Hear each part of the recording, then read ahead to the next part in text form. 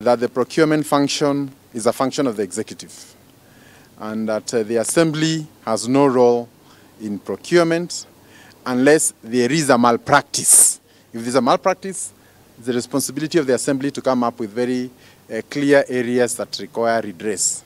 However, as to which officers, government officers serve in those offices and how they serve is not a function of the specific MCAs.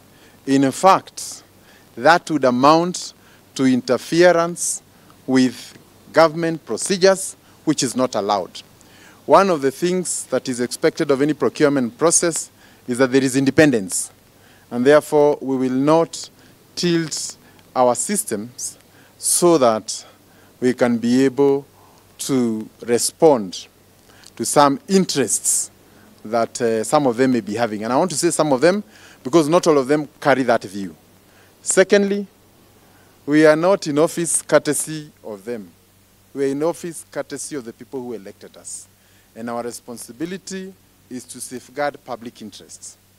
Consequently, we cannot and shall not give in to any attempts to twist the executive to do that which the law does not allow.